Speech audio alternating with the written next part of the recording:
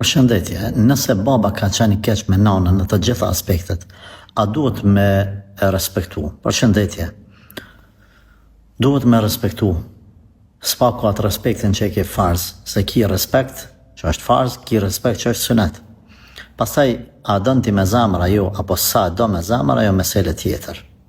Edhe nëse nuk e do me zamër, obligimin si prind, duhesh me kry karshiti, në të gjëra që është obligim.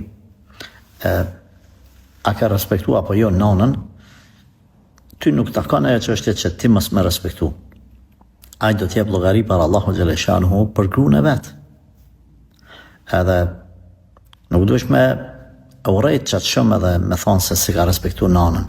Mos me pas respektu bile pak nanën, nuk thish ba ty. Pra ti e si frut apo rezultat i aty në dyve. Kështu që mos e përgjithsa mos respektin.